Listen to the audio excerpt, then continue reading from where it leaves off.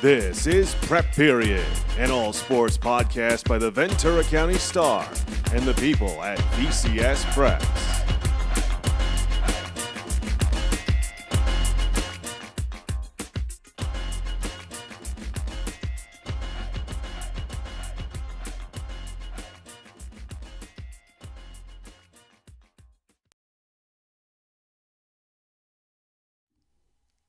Hello and welcome to episode 14 of Prep Period, the Ventura County Stars all preps, all sports podcast. Our fingers are crossed and you are moving around on my screen, Joe. We're back. We're live. Holy crap. So now we got to cross our fingers that doesn't happen again because I have no idea why that happened. So troubleshooting it will be a problem.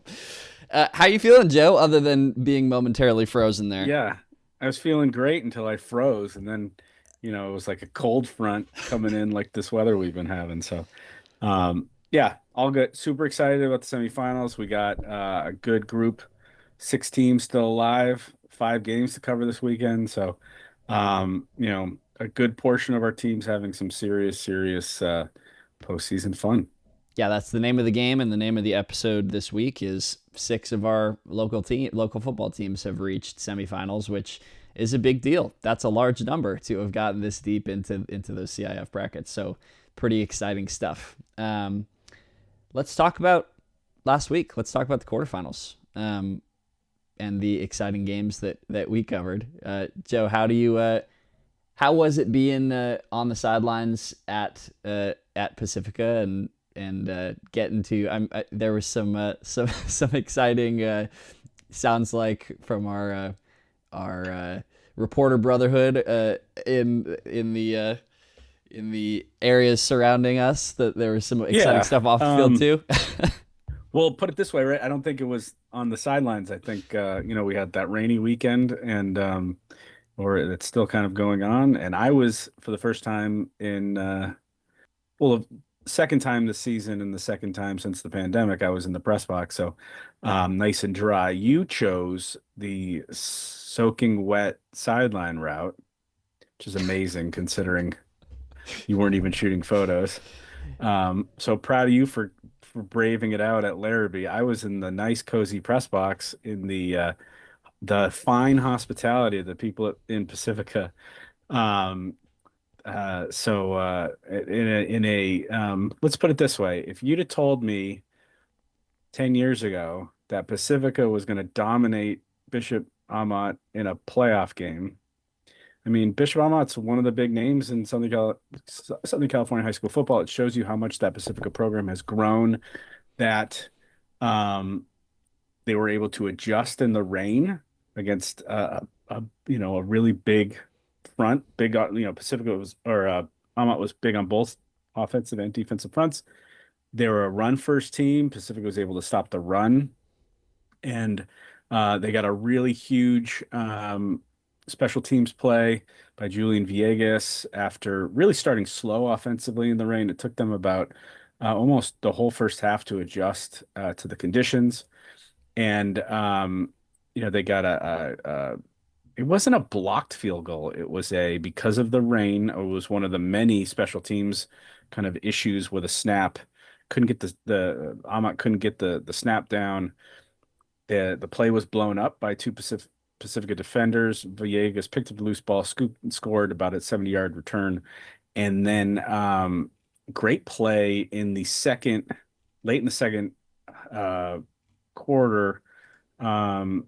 DeVille Warner had an awesome interception, a really big moment, which kind of spurred 2 touchdowns 2 minutes apart, and Pacifica was off and running. So huge win.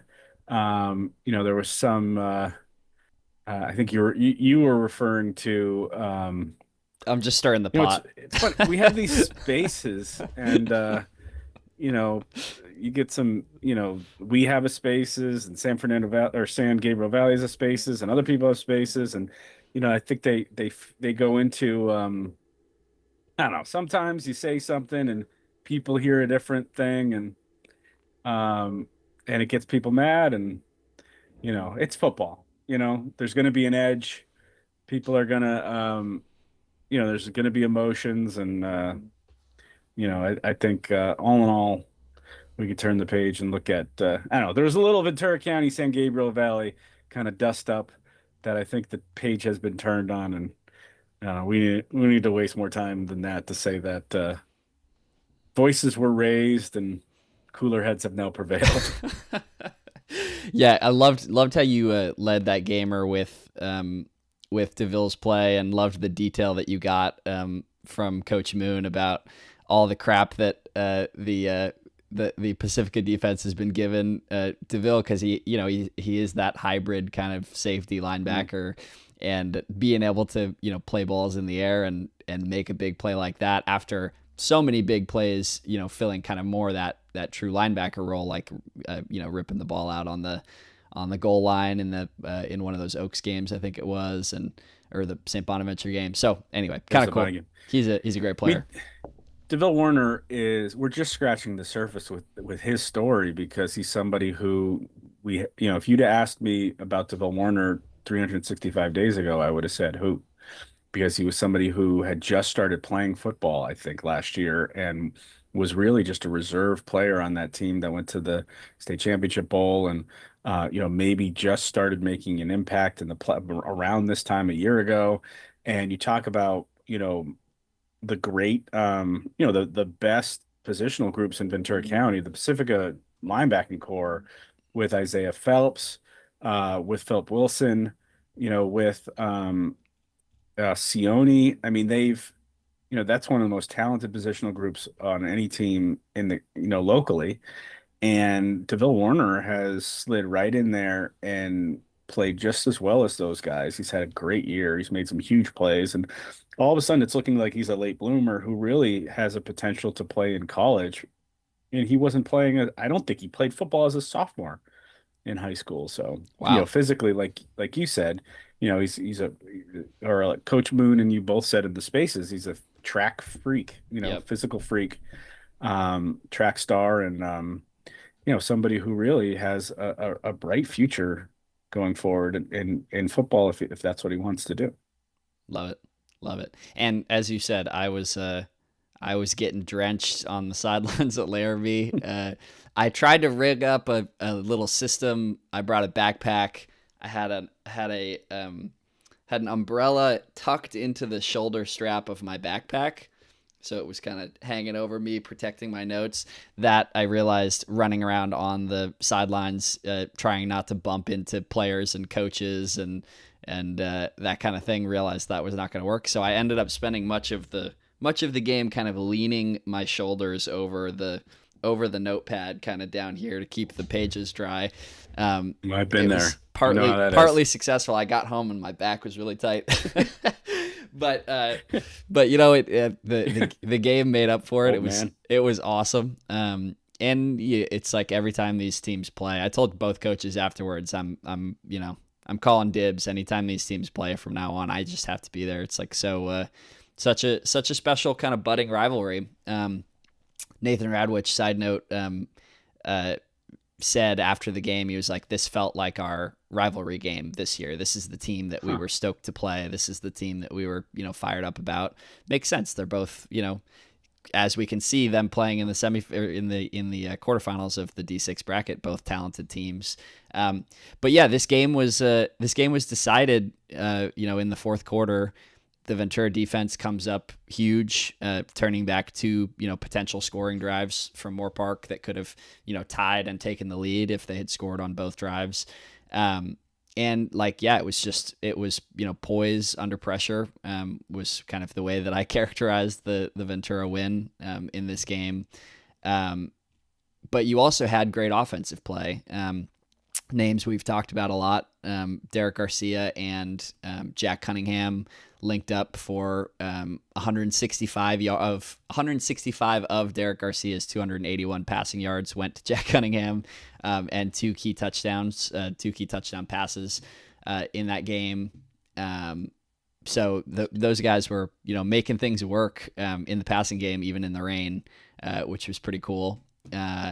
It's something I said, I think, in the spaces on Friday night. Like the immediate feeling that I got from that game was, having watched these two teams play each other earlier, Moore Park was overmatched in that first game. Ventura gets that explosive play on the blocked field goal, taking it all the way back to the house on the first play of that, or on the first drive of that game.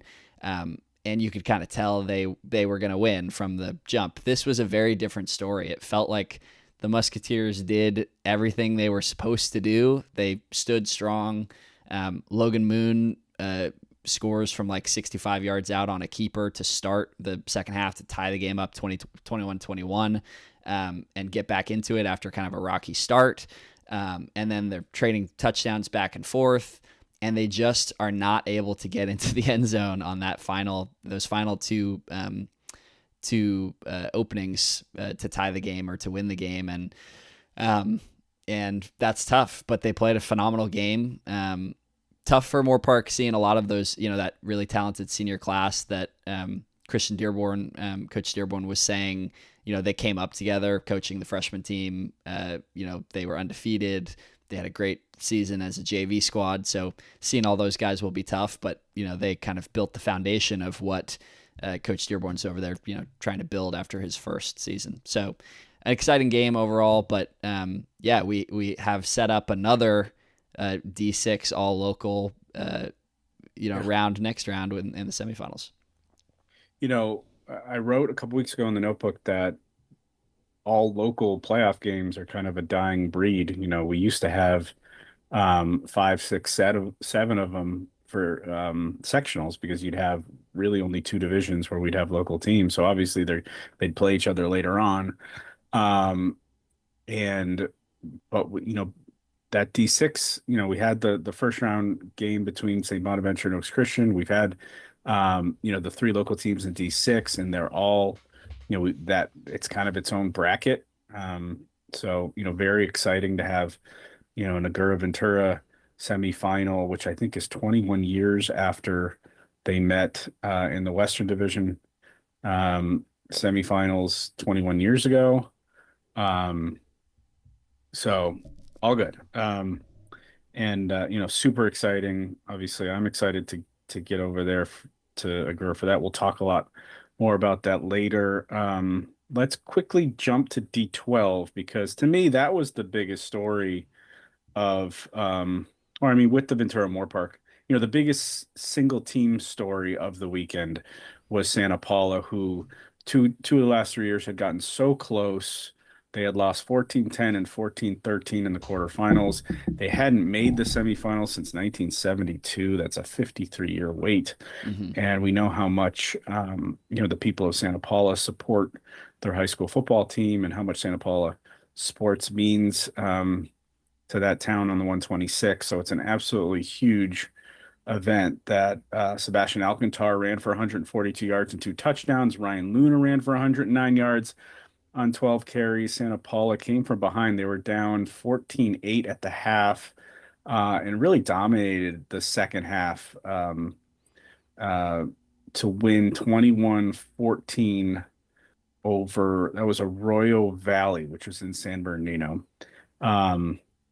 Cool feeling that sets up. Cool feeling to beat another team in the playoffs at their own game. You know what I mean? Like, both these teams were just running the freaking football. I think, like you said, Arroyo Valley rushed for something like 300 yards, but over 300 yards, and Santa Paula was great. We kept you out of the end zone. You only scored 14 points. We'll take it. Yeah. The combination of, I don't know if you read out the stats for Ryan Luna as well, but yeah, Sebastian Alcantar rushes for 142 and 2 TDs, and Ryan Luna had 109 yards on 12 carries himself. So that kind of dynamic duo in the backfield, both doing a lot of damage in the rushing game. And one of the big plays, it was 15-14 in the fourth, and Renee Vega hits Amari Carveth for a touchdown pass that gave Santa Paula, a little bit of breathing room. And from there, they played a little field position and got Arroyo Valley backed up, and Arroyo Valley attempted 6 passes, and I think most of them were on that last drive when they needed to try to that's crazy. Get things going. So they knew what they wanted to do.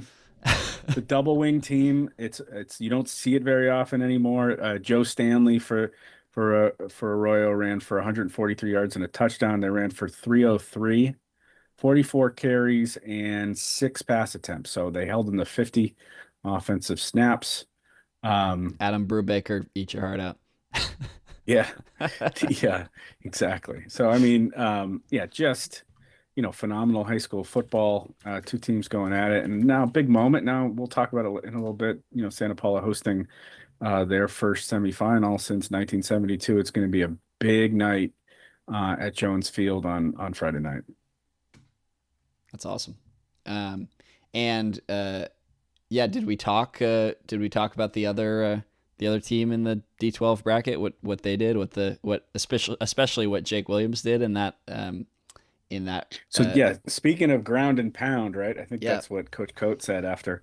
Um, Jake Williams, 157 yards, 3 touchdowns or on 42 250, carries. right? 257 What did I yards, say? I think. 100? Yeah. 257 yards, 3 touchdowns on 42 carries.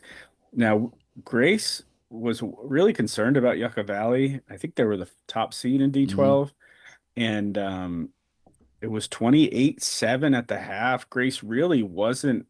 It was a great performance from the Lancers. They really weren't, um, pushed. They were in control, and um, they threw. They they had a couple big plays in the passing game too to supplement what Williams was doing. So Riley supplemented Jake essentially, Yeah. and that's a big win. 41-30 is what it was. Um, Believe and that's that's right. again, Grace has been completely transformed since the small school rising into D3 power that they were competing for state championships under Josh Henderson. The program gets shut down. There's a really unique group class of kids that brings football essentially back from 8 man to 11 man. Yeah. Um, and now the Grace is showing that there's maybe some staying power, and um, as a small school private institution with that can down it in the Citrus Coast League and in D12 can really compete. I think Coach told me last week, I had it in the notebook, that almost the entire team is going both ways. So you're talking about Yeah. really like Well, they have like old 25 school. guys. They kind of Yeah, I have to. mean, Yeah. so the raw, and I think they're playing 12 or 14 if Yeah. you count participation. Like in college, you get a printout, and Sure. here's all the people who are on the field, right? If you did that in high school, I think the Grace participation would be 15 kids, maybe. Could write it on your palm, the palm of your hand.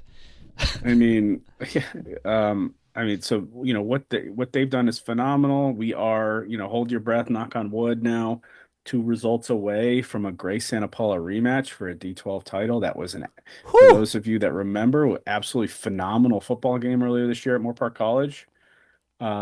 So that would be amazing. I think there was almost 90 points in that game. Yeah, What was the score of that it game? was like 45-34 or something like that, I want to say. So, that would be an Or event. no. No, Um, was it more than that? It might have been more than that. It was 45-34. Is that what you said? Did you nail it? Did you nail it? I don't want to All hear right, I'm nothing. gonna I don't want let to our hear guest nothing in. from you for the next like yeah, you got It's to that I'm young getting passes brain. on everything. Okay. I'm gonna admit our guest and then mute him while we finish here. Perfect. Hang on. Coach, I'm gonna mute you for a sec. Oh, you're muted. All right, cool. Let Perfect. us finish this segment. We'll come to you in a sec. Um, We were just basking, I think, in the glory of my brain power. Was that what it was? That's what we were doing. I Right, think right, so. right. Yeah. Oh yeah, because you remembered a score from 3 months ago, and I Okay, can't okay. remember the Let's score not. of the game. No, I would say I can't remember the scores from last weekend. So I'm looking up the scores from last weekend. So that's that young brain at work. All right, what games we got left here? We got to talk about Oak Park. Oak Park had a really, the type of loss that is going to stick with you for the whole off season. They're down 24-0. They have 2 4th and goals that they get nothing out of, including one where I'm watching the game live in the press box at Pacifica. And I'm like, he's in the end zone on 2nd and 3rd down. So, obviously, they didn't get in enough to get the call, but they, yeah, went from 24-0. What Casey Webb found was they were scouting a team earlier this year, and they did some unique onside kick, and they prepared all week for it, and then they never saw it, and they prepared so much for it, they're like, let's use it. I So I love haven't that. reported this yet. I've been hanging on to it, but That's such a great tidbit. but it was a really unique. I should figure out and give it to Coach. But the check out the Oak Park film from Oak Park. Who were they playing? See, I can't even remember who Oak Park played last week. It was Takits. Hemet, Hemet. Takits. Yeah.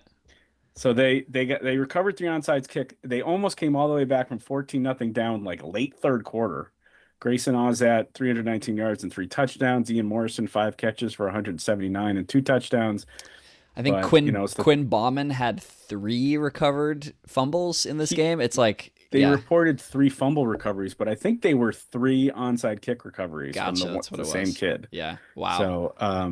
So yeah, that sometimes, you prepare for something and you don't have to use it in the game, and then you could, coaching is, stealing ideas, right? So that got them almost pulled off at just an unforgettable comeback.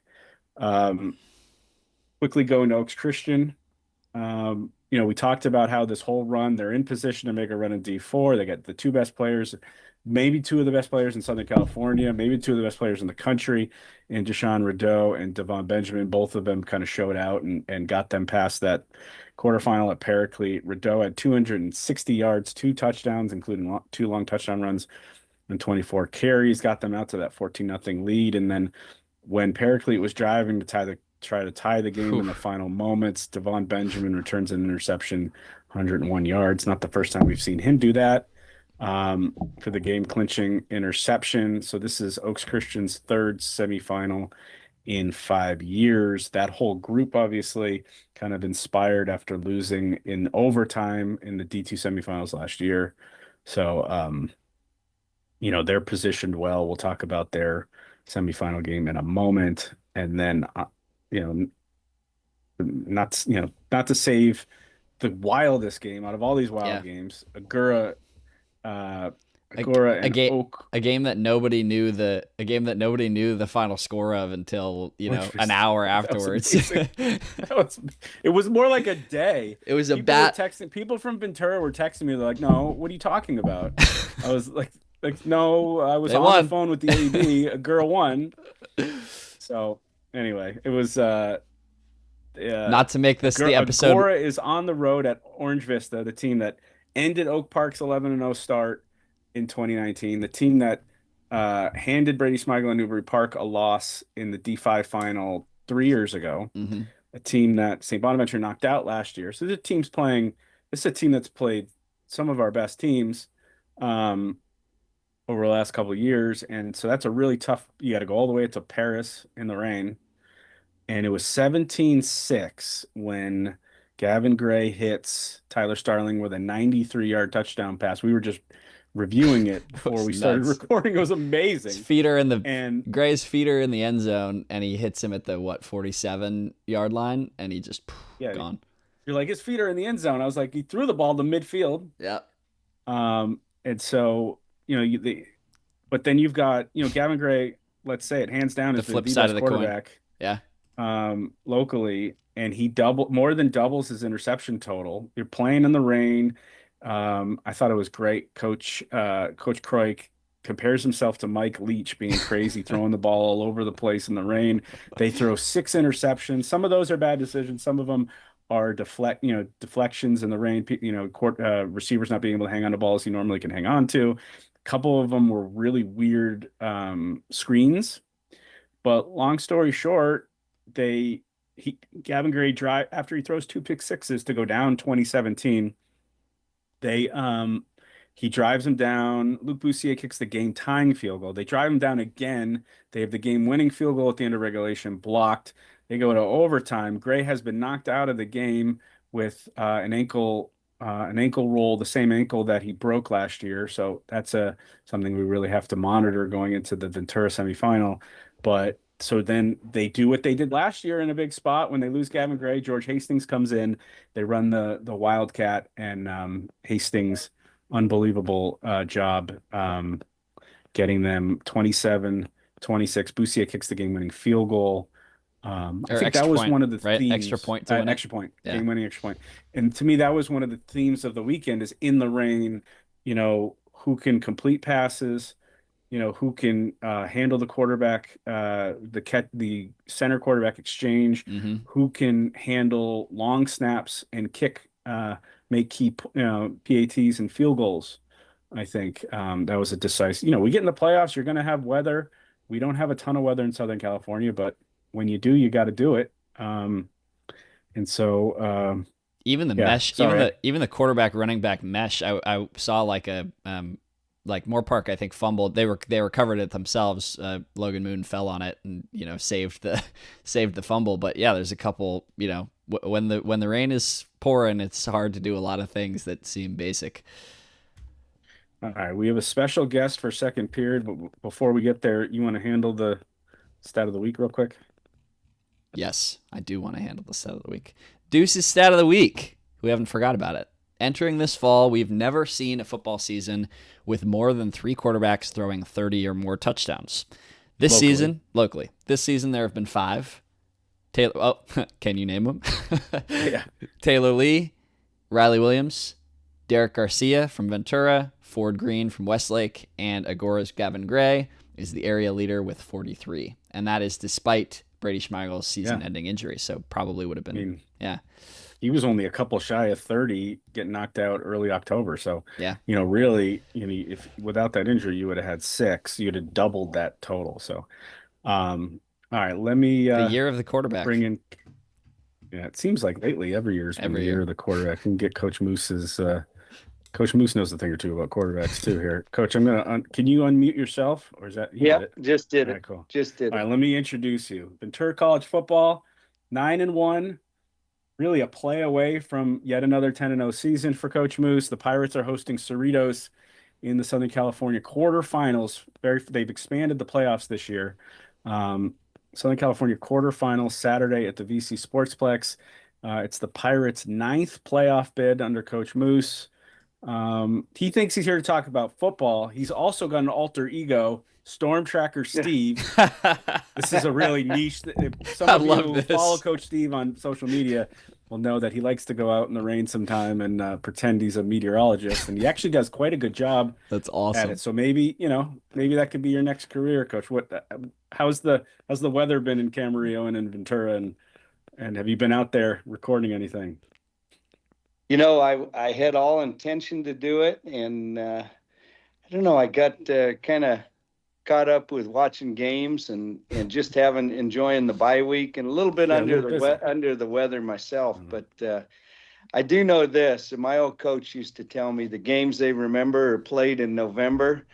So I just figured that the rains they remember always come in November. So that's what we'll add that, because I can't believe how many high school games, and then there's some college games, and then I saw a bowl game last night, Fullerton and Riverside play on Monday night, and it's still raining down there. So crazy. I tried to avoid that.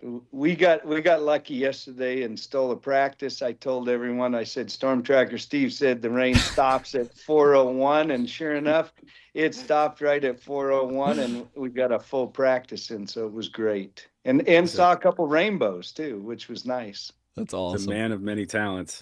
Yeah. You guys have had a lot of great teams over the years. A lot of teams have gone to the playoffs, a lot of teams that have won playoff games. Tell me about this Pirates group and how they stack up, and what gives you a good feeling going into this postseason run?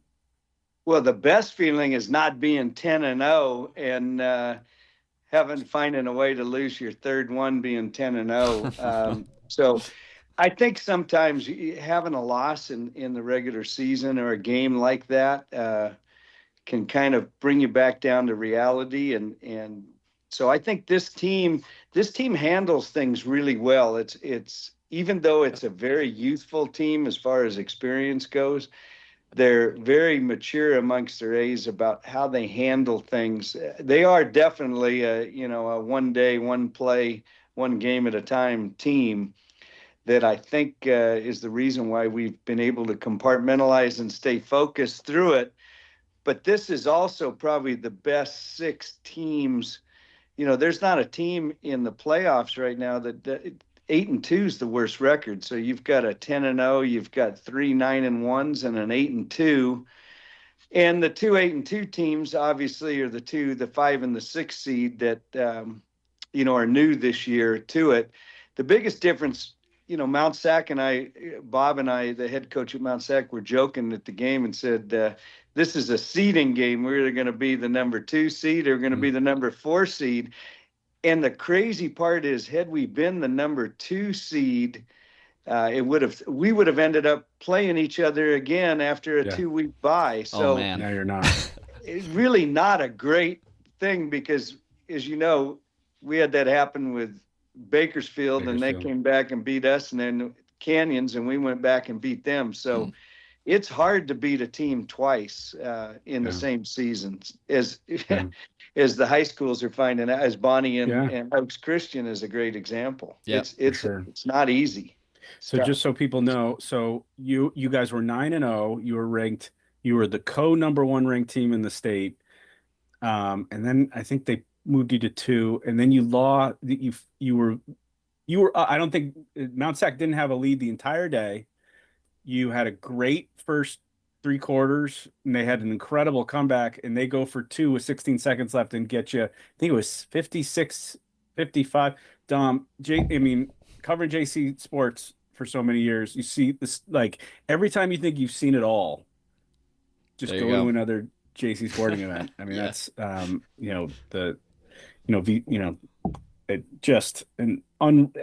it's just ridiculous to write about. There's all kinds of great stories, but certainly just another incredible Pirates football game. That one was one for the ages. Unfortunately, we're 1 play away. The guys played hard. They didn't quit. I always say we didn't lose the game. We just ran out of time because we were 7 yards away. We went back and thought about, should we have just let them score, with 36 seconds or a minute and some left, where we would have had a chance, because the worst they could do was be up by 1. And thinking of my old NFL days, how we used to say, okay, we're going to let them score on this one so we can get the ball back. We got the 2-minute warning, all that good stuff.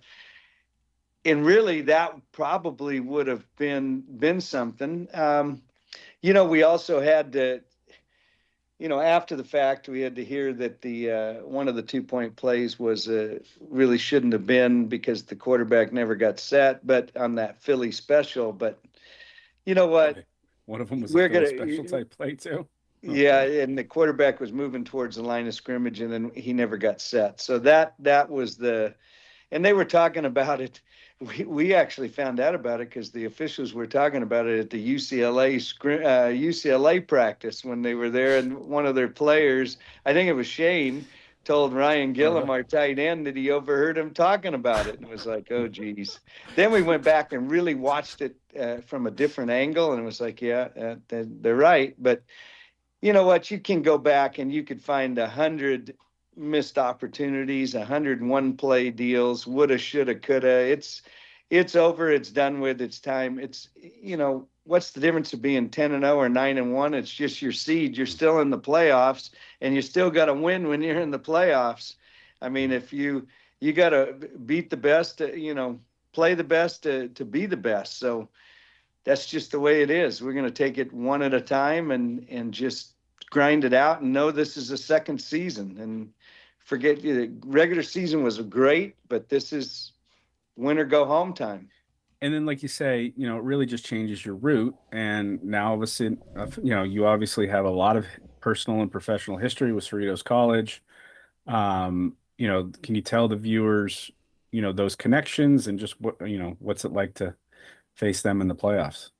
Well, you hate to play your alma mater, the team that you started your JC career with. I won't say how many years ago because that was getting there. But have they retired the number 3 yet? No. I'm going to go talk to the guy wearing it and tell him good luck. But Coach Mazzota got it all started down there, and I got a chance to coach against him. And now his offensive coordinator, who also played there, Dean Grossfeld, who's a good friend of mine. We talk quite a bit during the season. He's the president of our state association that came right after I got done doing that. And so it's always tough because I look at where those kids grew up and that stadium, and those are like memories from childhood. And it just ended up like that. We've had some great football games against Cerritos. They've been some wild ones, and hopefully we just find a way to have one more point than they do on the scoreboard at the end.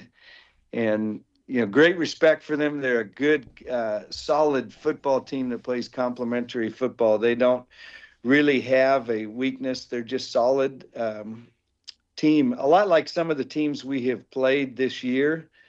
But, it's all down to one game at a time. So you forget about who your alma mater is once they kick the ball off, Yeah, you have plenty of experience playing, on the other sideline now because they were in Cerritos was in VC's league for a long time. And so, and we played them the last 2 seasons too. So it's been, we're familiar with each other. Nice. And then, obviously you faced Laney College when you guys made the state championship game in 2018. So you had experience dealing with head coach John Beam. It's one of the kind of the more terrible items in sports news last week when he was shot and killed. It's just as somebody who was in that orbit, can you give us your thoughts on his contributions to community college football and any memories of competing against him in the state championship? John was one of a kind and loved the man.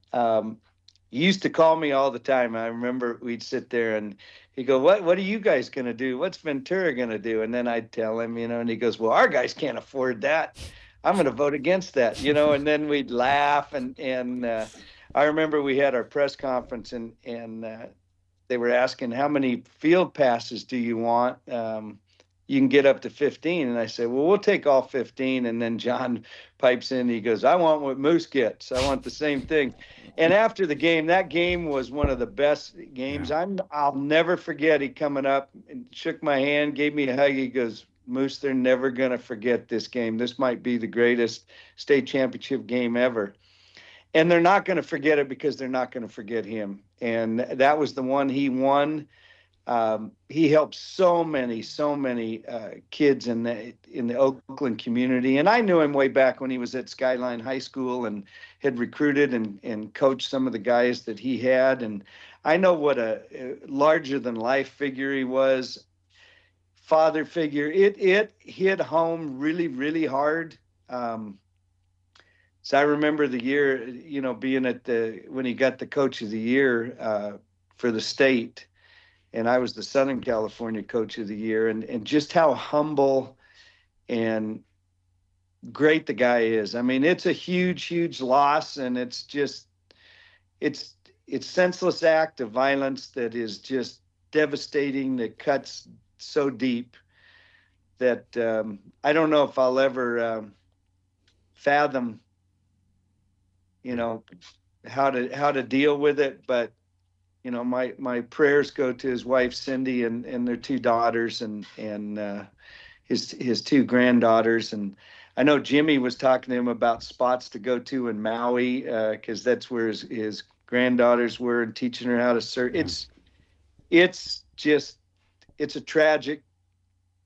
It's a real tragedy, and the world lost a great man. He really did. More a father figure to many. Yeah.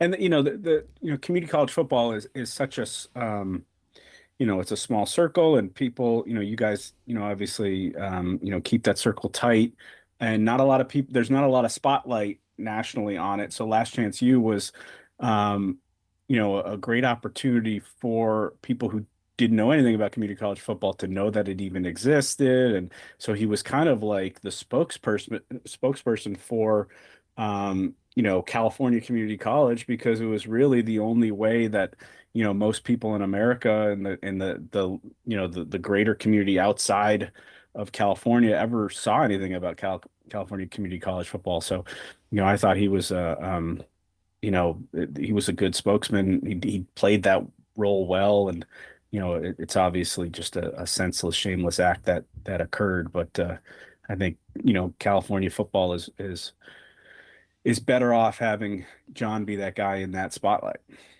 Without a doubt, he was a great representative of our great sport in the California community colleges, and couldn't have had a better guy represent us. And that's going to go, that's a life that's going to be on there as long as we have YouTube and everything else. I mean, it's going to be there for people to watch, and maybe his grandkids and will be able to watch Grandpa later on and to experience his love for all the things that he did. But rest in peace, Coach Beam. You were a special one. Well, we appreciate your heartfelt words. We're gonna preview the CIF semifinals coming up. Anything about local football that you've seen this year? Those teams that are still alive? Any things that stick out about Pacifica or Oaks or Grace or Santa Paula or Ventura or Agoura that you've seen? I just think I'm really impressed with the coaches and how they've kept the teams together with the grind. And, some of the teams have gone through so much. I mean, it's such a crazy system, though. Now you could be a third or fourth place team in one league, and you might be the number 2 seed in a division. So you don't get to see, like in the old days of the 1A, 2A, 3A, and 4A, and now I'm dating myself way back. That's the old days. The old days.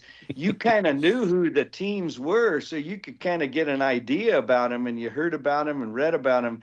Now you may be playing somebody you've don't even know where the school exists, or it wasn't even built, 10 years ago. But I'm impressed with Pacifica. Coach Moon's done a great job of it's tough to keep the consistency that he has. It's hard to do as a coach to stay, to have the target on your back like they do. Charlie, at Oaks, I mean, what a great job hanging in there and battling through a really tough schedule and turning it around. I mean, Tim's done a great job at Ventura High School. What a special moment. I hope he gets the same moment that the Smigels got last year at Newberry Park. That father-son quarterback duo is really special. So I hope my message to all of them is to cherish these moments, enjoy the moment, play in the moment, because when they talk about the good old days, these are the good old days, and they're happening right before your eyes right now. And so just embrace it and enjoy it. And that's what I try to tell our guys too. Quit worrying about what's next and enjoy the freaking moment. Enjoy the ride. Yeah. And you were part of as a kid, you got to see your dad, on those rides, your dad coached in the CIF playoffs a bunch. There's a little bit, I was hoping the dates lined up a little bit, but so the last time Santa Paula was in the CIF semifinals, I think they lost to Neff. And then a guy by the name of Ray Mushagian took over that program just a couple of years later. Yeah, that would have been when Stan Thomas was the head coach, and then my dad took over after he retired, became the CIF commissioner. Stan did. But I'll throw this one back. Something came up on Facebook. 1964 had my dad's team. I don't know why somebody posted it, and they showed the season at John Glenn High School. And they went down and they made the playoffs, only their second year of existence, and they lost 46-0 to a team called Santa Clara out of Oxnard. Wow. Yeah, Coach Cianovich will do that to you. Yep, he did that to him, and I was just saying how ironic. And my dad always used. I think that was. Trying to think of one of the Hawkesses might have been on that team. It was the 1A. They called it the single A championship. Yeah. Yeah. Something else. Yeah. Yeah. Coach C won a bunch of basketball and a couple football, and I think he had a baseball in there too. And yeah. Well, I don't want to age myself, but those when I talk about the good old days, they've stretched out. I've been really lucky to have probably 50 years of memories through high school and community college and college and NFL years. So It's been a blast. The good old days for Ventura College football has been the last 15 or so years. So you guys are doing a heck of a job over there. Good luck. We will see you Saturday night at the VC Sportsplex for the Falcons and the Pirates. Hopefully the beginning of a long playoff run for VC. And yeah, great job this season. Looking forward to a lovely night in Ventura on Saturday night. Thank you, guys. It's going to be 62, clear, no rain. You'll be fine at kickoff. All right. Storm Tracker Steve's forecast, and a shout out to Moore Park College, wishing them good luck on their bowl game at Southwestern College, facing former Pirate OC Jay Constantine. Jay Constantine. Yeah. But thank you guys for having me. Thank you, Coach. Appreciate you. Always a pleasure to talk to you, Coach. Thanks. You guys have a great day. All right. Awesome. Bye-bye. So Moore Park College back in a bowl. They're down at Southwestern. And Jay Constantine, former VC quarterback, former Camarillo High quarterback. You weren't around for the Jay Constantine show, but in 2015, that Camarillo High team was one of the better public high school teams we've ever seen around here. So it was an awesome quarterback at Weber State and TCU, not TCU, Weber State and Rice. And they'll Moore Park College gets to go down there. They've been very entertaining this year with their offense. A couple quarterbacks that have that have just been piling up touchdowns. So you got that. We had CLU just they were up 17-7 in the SCIAC championship game on Saturday in Orange. They end up losing to Chapman. Chapman scores the last 20 points of that game. So CLU football finished their season the runner-up in the SCIAC, losing the championship game 27-17 at Chapman University. Chapman finishes 8-0 in SCIAC. So there's your local college football roundup. Shout out to the SCIAC as two former alumni of two former SCIAC athletes as the hosts of this podcast. Shout out to the SCIAC. That's right. Yeah, we know the SCIAC well. Take the wheel, my man. Let's bring her in. Yeah, well, the college football stuff was cool. I dig that we got some of that in, and when you can get Coach Mishagian on, talking about football, you take that opportunity. That was so cool. Moose is super entertaining. We got to try to get Coach Stu on Moore Park College. He's really good too. He's obviously, a legend at Westlake High, Coach Mike Stewart. It's a big weekend for college football locally. So love it. So, okay. And high school football. Tell me this, Joe, and I'm calling an audible, which you can totally shoot down, but, and I do mean that because I don't want to talk about it if you don't want to talk about it. But so we were going to have a segment here, with another interview of a local high school player. The thing that's kind of been interesting to me is, and we never sort of give a peek behind the curtain of, what kind of players have emerged for us as possible player of the year candidates. Do you have any interest in just doing a throwing some names out there of people who are in the hat? Do you think that's a good idea? Bad idea? I think it's fine. I think it's a debate that we have behind closed doors.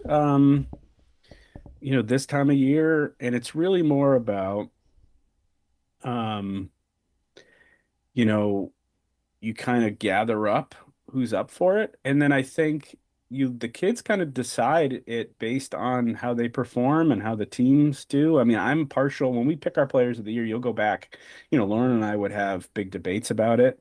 Do you pick the best player from the best? So say Pacifica had lost last week. Mm-hmm.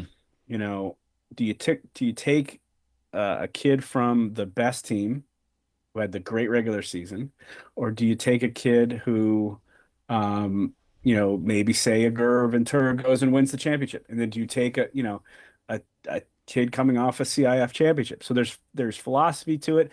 It's a little bit different lately because the system has changed, and so now it's kind of more likely to have the lower division teams. Yeah, make her a deeper run. Yeah, right. But it also, off the top of my head, it also, I was just going to say, it also the system kind of makes it like we know who the best team is. You don't have to do a lot of searching of like, is this small school program like, you know, really, really kicking butt down there and could compete with these bigger schools, but we don't see it. Like we kind of know because it's a ranking based system. So anyway. And you have the, is it an MVP? Is it MOP?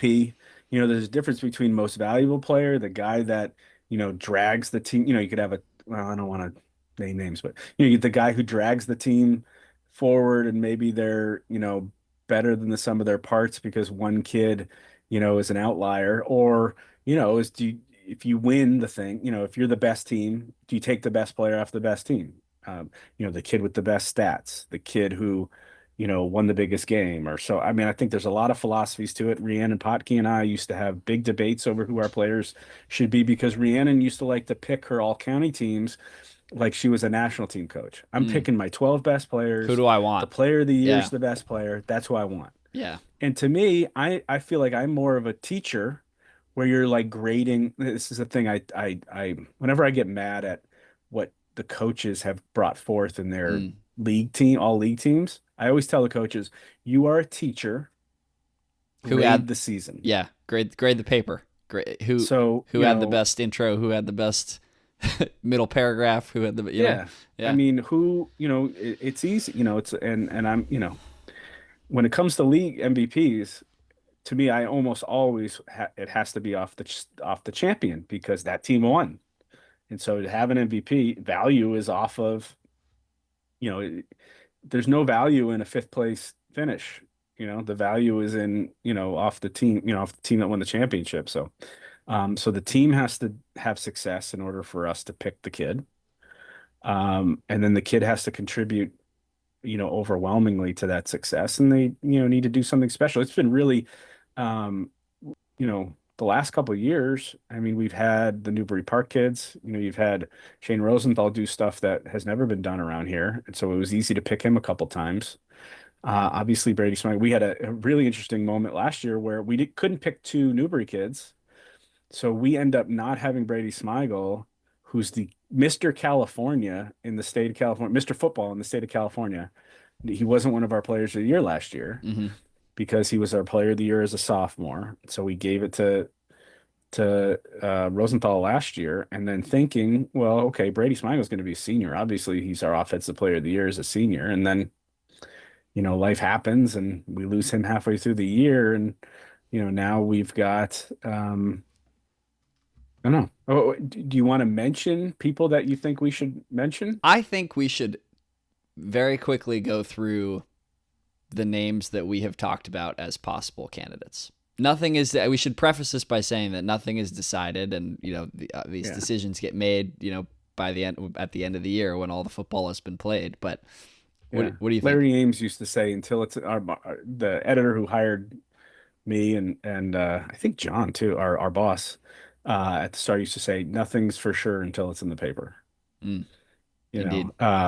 Till it's published, it's not done. But I mean, obviously, pick the best couple kids off of Pacifica. So you got, Taylor Lee and Elijah Royster and Isaiah Phelps. One of those guys, would be a major player. So the guys at Ventura, they've had an unbelievable year. So you're talking Tristan Phillips and Jack Cunningham and Derek Garcia. Obviously, you look at the top of the stats.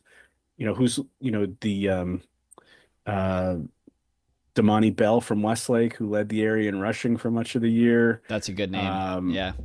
Obviously the two big names at Oaks Christian, Deshaun Rideau and Devon Benjamin are obviously arguably two of the, they're two of our top 10 when we did our list. Mm-hmm.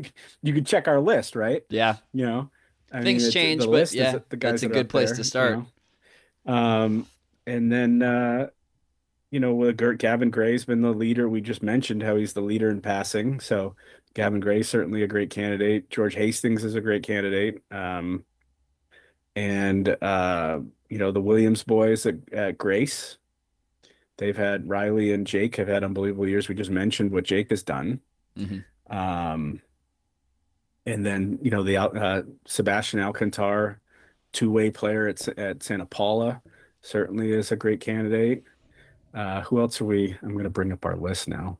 Well, yeah, I mean, like we said, Who you we kind of missing? you start with those teams that are still in the playoffs. I like the Damani Bell pick because how quickly we forget about, an amazing story happens and then we move on to Yeah, the next because that's what you have to do. But yeah, I mean, they're 10-0. powering Westlake to a 10-0 season as like their guy is a thing.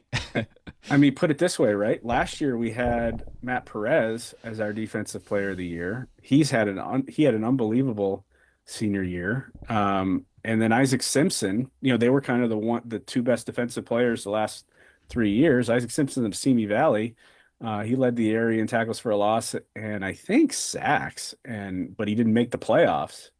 So, I think if you were doing Rhiannon's way to do it, where you're picking a national team and picking the best player, I think you'd be hard pressed to look defensively beyond Isaac Simpson and Matt Perez, probably our two best senior defensive players, but neither won a playoff game. Yeah. So that becomes, an issue. Same with Bell. I'm now looking, I'm going down the list. We talked to the two ex-Christian kids. Jackson Taylor had an unbelievable season for TO.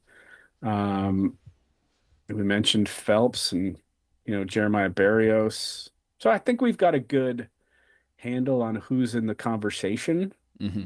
Hayden Vircher, Kane Miller from Calabasas deserves to be mentioned. Yeah. So I think, Shane Feller from Camarillo, obviously they didn't win enough games for him to win the award, but certainly somebody that, should be mentioned in that group. And Q McGahan, another guy who didn't make the playoffs, the senior, he had as good What as a year. Oh my goodness. regular season out of any kid, and he's getting ready for baseball. So yeah. So there are the names. That's kind of the group, I think. Yeah. Go ahead and message us, give us some feedback. You can, message at the bottom of you can comment at the bottom of this, or you can, at VCS Joe Curley, at VCS Dominic, give us we have not started to put together our all county team. But I think we just did. I think that's the beginnings of our all county teams, right? So, there's a quick kind of like, I like that behind the curtain kind of.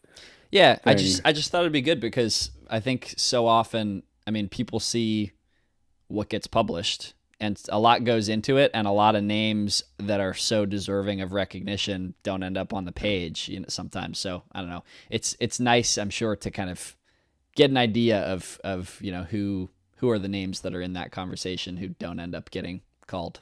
So anyway, let's jump ahead to fourth period and look at our semifinals preview. What do you say, Joe? Let's do it. So let's just go down the divisions. Cool. Pacifica has been really good so far. They had that great win over Oak Hills in the first round, and then very solid performance in the rain against Bishop Amat in a situation where, maybe the conditions kind of helped Amat keep that game close a little bit. Now they're playing arguably the biggest obstacle of their playoff run so far. They got to go all the way out to Chino Hills and play a Chino Hills team that just put it on Notre Dame. Former Thousand Oaks High head coach Evan Yabu, him and his Notre Dame team gave up 40 straight points in the middle of a really close second half against Chino Hills in their quarterfinal. 54-26 was Chino Hills' win, but when they were down, right? I think they're down. They scored 40 straight points, so Notre Dame must have been winning for them to score 40 straight points. And they had senior Jacob Jimenez's run for almost 1,200 yards and 17 touchdowns. Chino Hills has 37 touchdown runs as a team this year. It's like I was looking back through our coverage of Pacifica in the playoffs. We characterized Oak Hills as big bad Oak Hills. Bishop Amat was, I forget the exact terminology, but we were talking about how they're big. They're big, and historically have been so good, et cetera, et cetera. And then another week, another giant to slay for Pacifica. But as we've been talking about, I mean, they're starting to become that giant if they haven't already. I mean, they're there. They've arrived. I think that's what makes this Pacifica team different than the Pacifica teams that have come before, is that they feel like they can handle these games up front like they couldn't when they were 10-0 and lost their first playoff game a couple years ago, and then the couple games that they got beat up and hurt, and now they not only are they big, I mean they're taking injuries. They've had some significant injuries. They've lost some key players, but the depth that this roster has and the depth up front that they have is different than in years past, which is why they're in the D3 semis, and why depending on what happens Friday, they may have 3-4 games left in them. Royster goes down. Stewart's there to plug the gap. I mean, that's Laredo goes down. Who was the offensive lineman who stepped in? Who was he was a defensive lineman only until Kingston. Is it Miller? Kingston something. He was playing D tackle. But the thing about it is Elijah Royster was the best player in the postseason last year, not named Brady Smigel or Shane Rosenthal. Yep, he was unbelievable. He went from a kid that was, that we were thinking was one for the future to somebody who was, we were talking about, he jammed himself into our all-county team. If we had that conversation last year, I mean, if we had the conversation we just had last year, his name would have been spoken at some point. So, yeah, for sure. So, and they lose him, and they haven't, lost it. They're still pedaled the metal going forward, and who knows, maybe they get him back at some point over this run. Yeah. So, I mean, you heard Coach Mishagian use the words, target on their back for Pacifica now in the D3 bracket. That's how much things have changed. That's what's happening in Oxnard right now. So pretty cool. We've talked about how Oaks Christian, really after getting through St. Bonaventure, they like their chances in D4. They've got another tough matchup with La Habra. La Habra's a team we've seen in the play. We're talking about Jay Constantine and that Camarillo team from 2015. They played in the state semifinal in the Southern California regional game. La Habra came to Camarillo, and Constantine and the boys put 54 points up on a really good La Habra team. So, they finished third in the Epsilon League. DJ Mitchell is their quarterback. He's thrown for 2,500 yards, 29 touchdowns, and has run for 10 touchdowns. So they've got kind of a dual threat quarterback that Oaks has to deal with. Obviously we know the formula by now. It's, Rideau offensively and Benjamin, in Benjamin, you have a guy who can take out the other team's kind of best receiver or best offensive player. So I'm sure and I think they're getting back one of their key running linemen this week. So Oaks may be better this week than they were last week from a health perspective. So not an easy matchup, but once again, Oaks Christian in D4, they like their chances.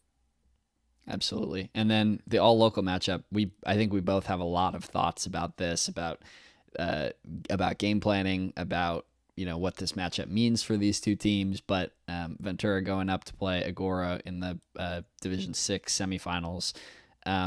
Two teams with two excellent quarterbacks, two future Division 1 quarterbacks in Derek Garcia and Gavin Gray, who have proven that they can, do serious damage passing the ball, but also can run it effectively. You have James Watson, who hopefully will be available in this game. There's a lot of question marks around a couple of key players, actually, now that I'm thinking about it. We don't know what this game is going to look like come Friday. So is Gavin Gray going to be playing, quarterback for Agura? Or is James Watson going to be, running back for Ventura? Right.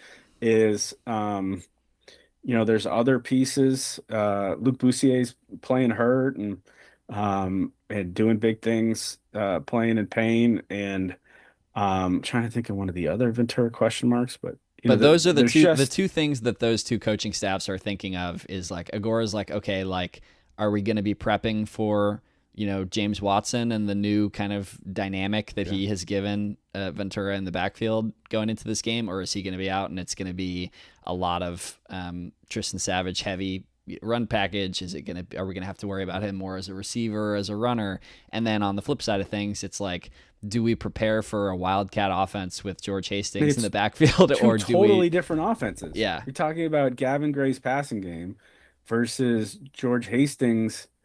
I guess it's a Wildcat package, but or is there going to be some sort of mix? Yeah, going on.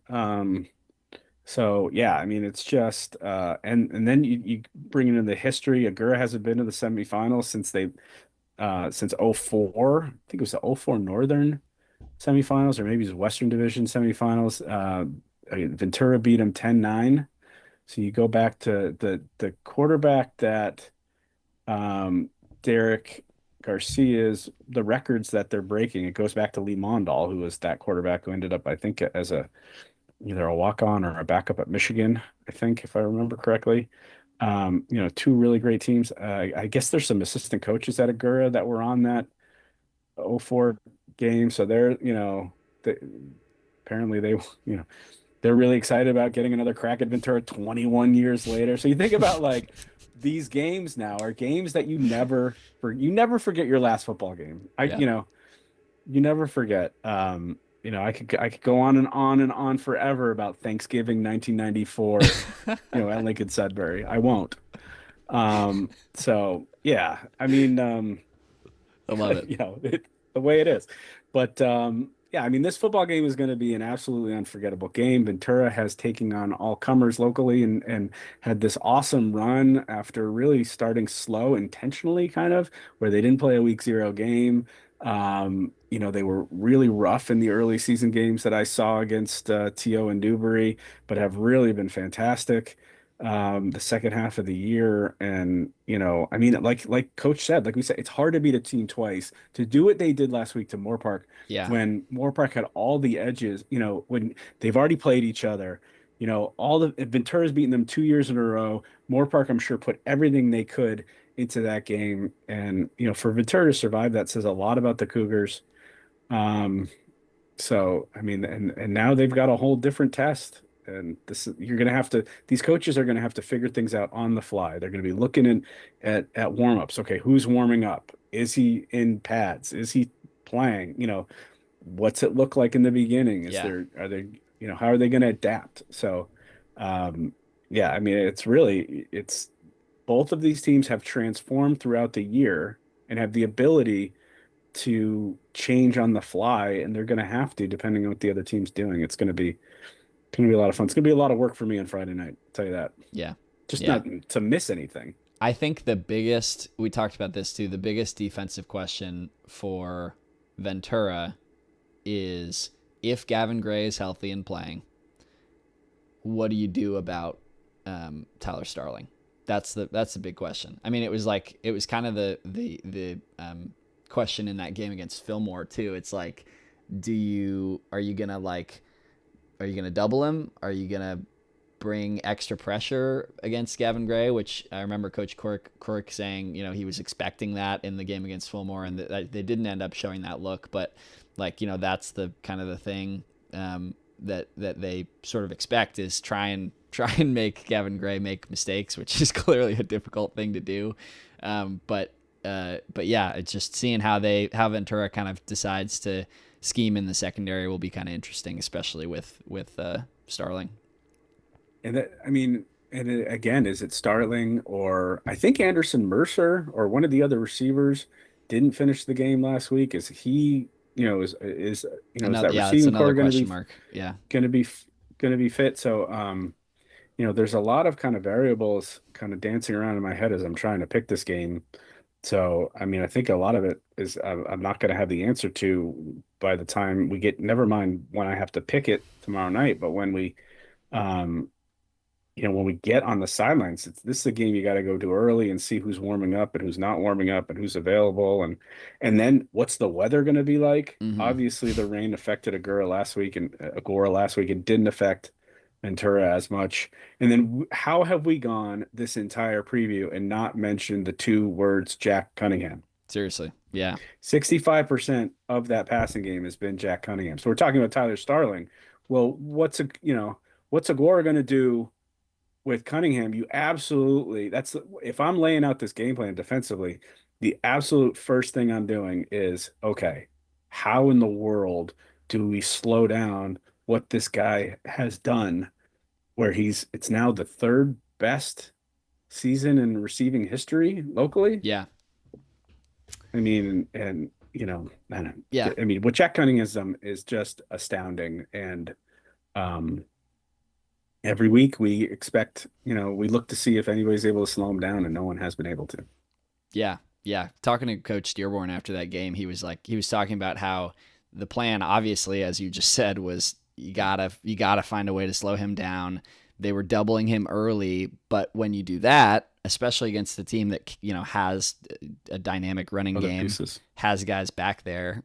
You have the Oaks Christian transfer, Vahidi, is that his last name? Raheem Vahidi, and you have George Hastings. Your defensive front And Landon Williams. Yeah. Your defensive front's likely going to be, weakened by having another guy back there, doubling him. So, yeah, lots of questions.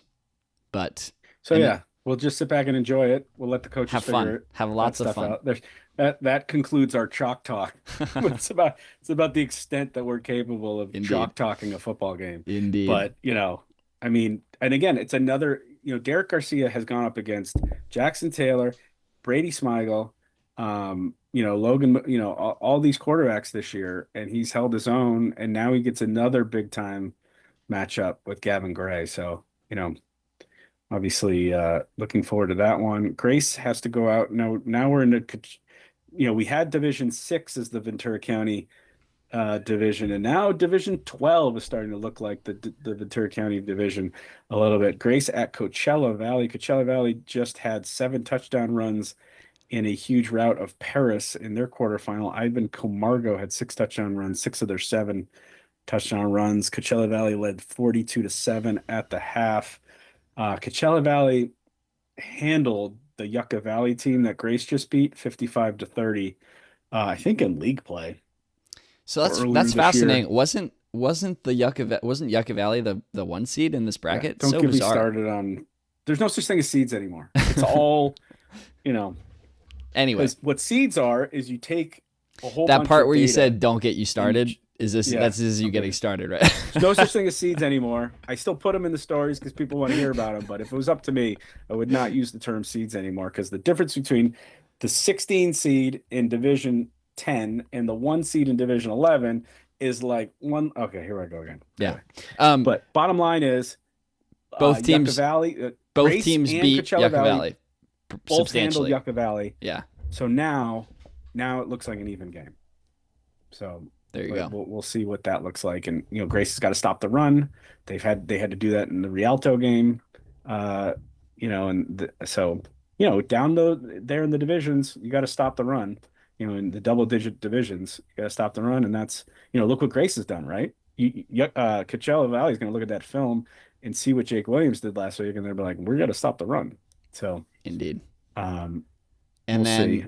And then Santa Paula is hosting Bellflower, which has been kind of one of the exciting stories of Los Angeles high school football this year. They were 1-10, or they were 0-10 last year.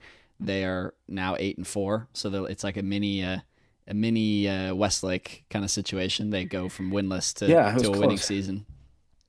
I think we've seen a little Bellflower because they played Oxnard the last 2 years. So Oxnard beat them handily last year, and then Bellflower came back and beat them 35-7 in week 2 this year. Bellflower also saw Rio Hondo Prep and lost 36-7. It looks like it's a tough matchup for Santa Paula, but Santa Paula is at home. It's going to be a fired up Jones Field. They're now another week beyond their injury issues. I mean, if you go and look at the roundup, it is really something special that Santa Paula has done this year, because they were this close to missing the playoffs.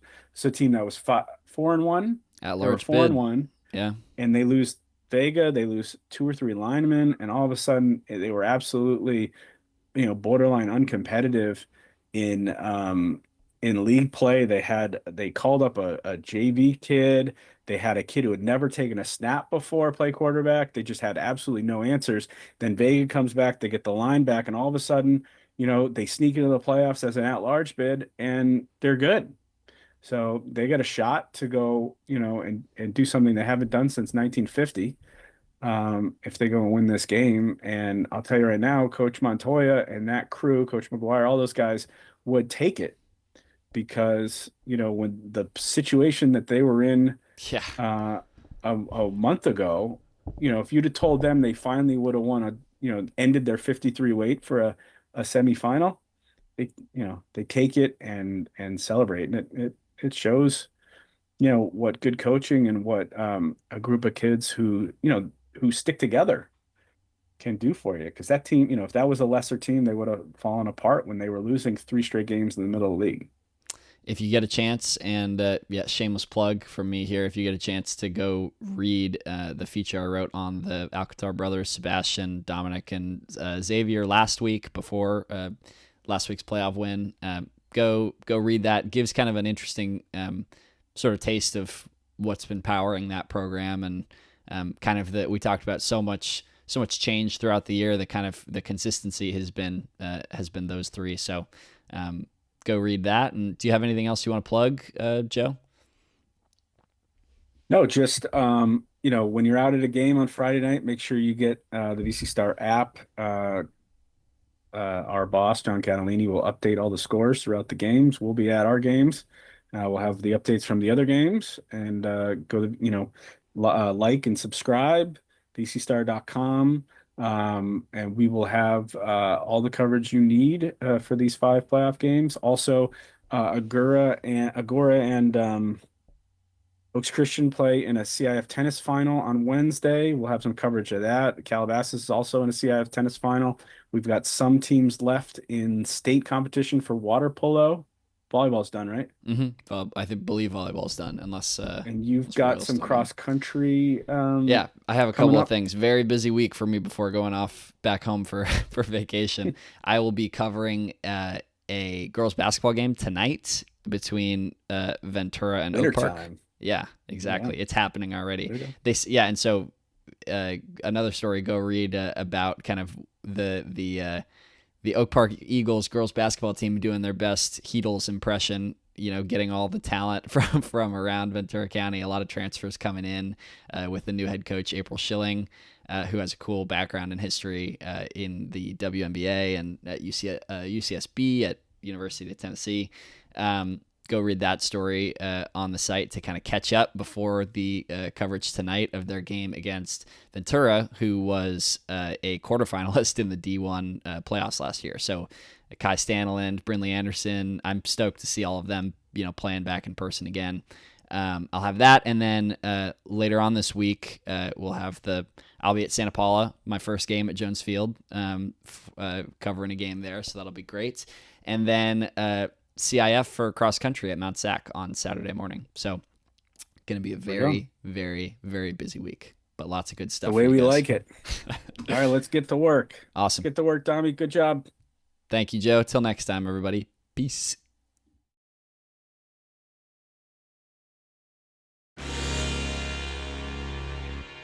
It comes down to this for Thousand Oaks in their season. It is a gift to Martin. Martin gets the first down and more. It's a nice little screen to the left-hand side. One play, and see ya later. Caldera dives into the end zone. Touchdown, Oxnard. What a fitting way to end that run. He's at the 40. He's at the 20. 10.